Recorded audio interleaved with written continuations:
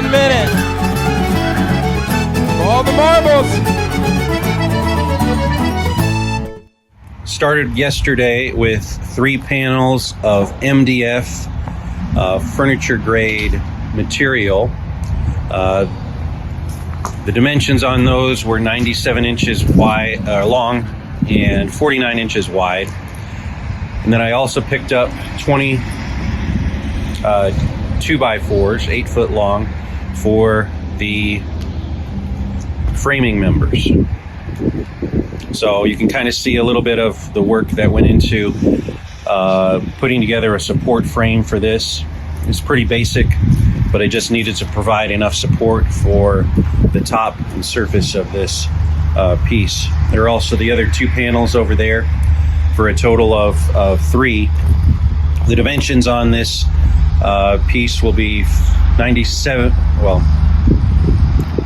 not 97, sorry. We cut them down to about 6.5 feet wide, which is 78 inches.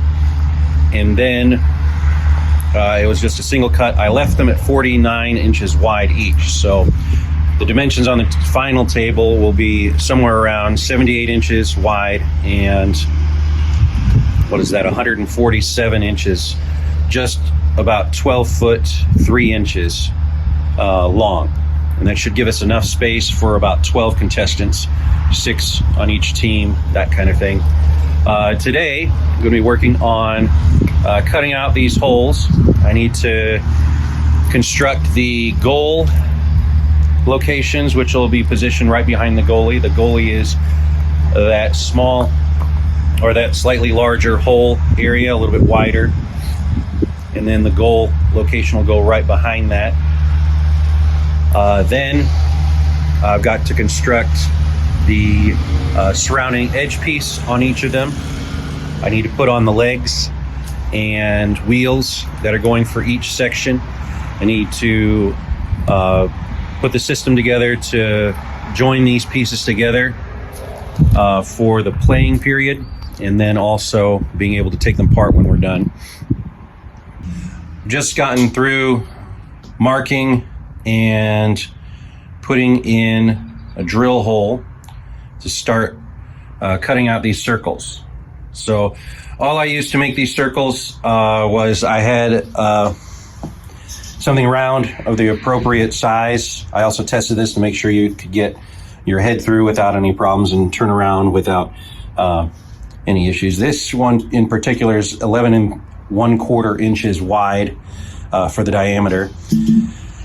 So all I did was find where I wanted these holes to go, and I had to test it out, mark it out, and just make sure that center hole is not a hole. It's just the center field marked for reference. I try to put an X to remind myself where to cut holes out. Basically just took the tape measure and marked the center on most of these holes, and then the 4 corners lined up the round thing, and then traced around it to get what I needed. Then I took about a 1/2 inch drill bit and just drilled a hole so I could get my jigsaw started. So, and then I will cut these out. Should be pretty simple. It's MDF, it's very soft, so it goes very quickly. One thing I do recommend is making sure that if you are using a jigsaw on MDF, that you just go as carefully and as slowly as possible, especially around a curve, since you don't want to get too many jagged edges on it. Okay, so the goals. The goal where the net will be placed so we can score points. It's going to be here. I've got one of the sides almost finished and assembled, and then it just needs to be tacked on to the end here. What I first did was I took a 1x4 and cut out the different lengths that I needed, and since these pieces were of course so wide, I didn't need them that much, so I used a 1x4, ripped them in half, and got 2 pieces out of each set. So I only had to cut say one piece for this. This is the other goal side that I've already got cut out. It's pretty simple. Basically, what I've got here is the pieces for the next one. We've got these are the wide, how wide the goal is. I measured them at 24 inches. And then the next set I have here are 12 inches. That's how high the goal piece is. These are 13 inches, which I will end up converting and cutting into the angled support pieces. And these are 5 inches, the ones that provide the support for the bottom. So again, how it's assembled, we've got this is the 24-inch piece, 24-inch piece, 24-inch piece. And then on each end, this is a 12-inch piece. This down here is the 5-inch piece. It's just basic, put it together. And then these are the 13-inch piece, which I did a little bit more cutting to, as you can see. And basically what I did was I assembled this, and then just instead of doing a bunch of complicated math, I just set the 13-inch piece where I needed it and marked the angles, and it'll work just as fine. All of these pieces have been assembled. I was able to get the edge piece on all of them. I got all the corner pieces. Both of the goals are installed.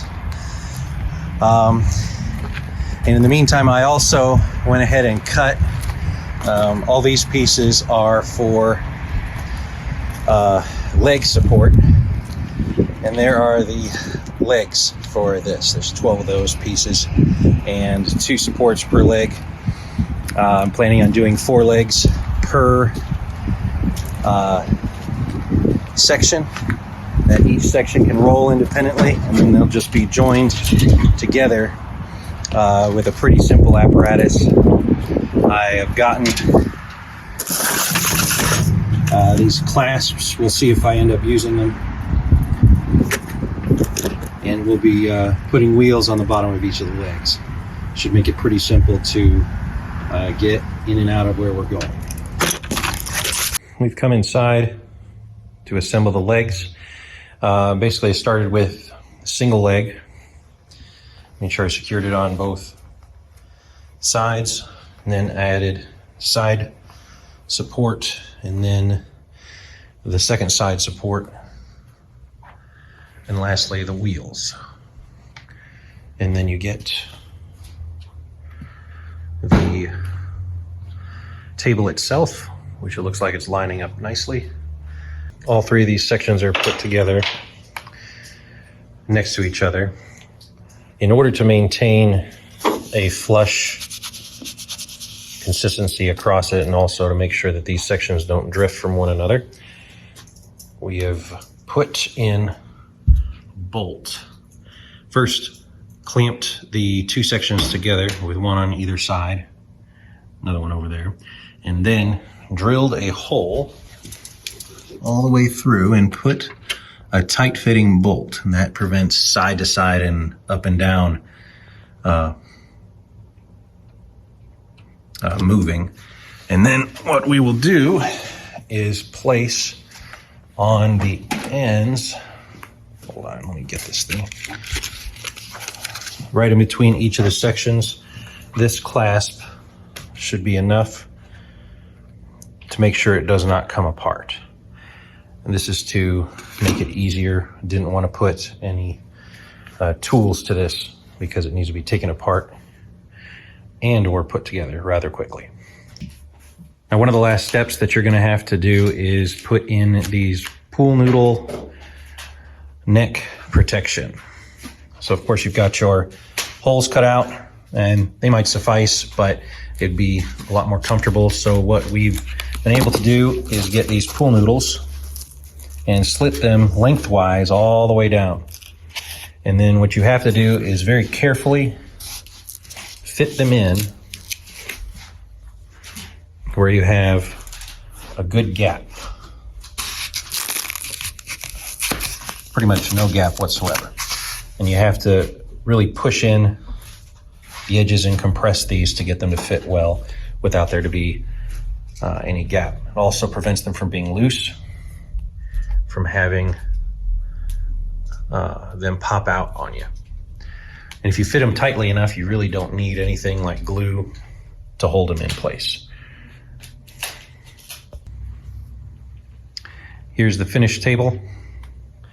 Basically, for the netting, we were able to get these athletic ball bags. They have a drawstring at the bottom, makes for easy access, and just stapled it around the frame for it to work. And have all the pool noodle neck guards in place. This side also has its bag. So, all in all, shaped up.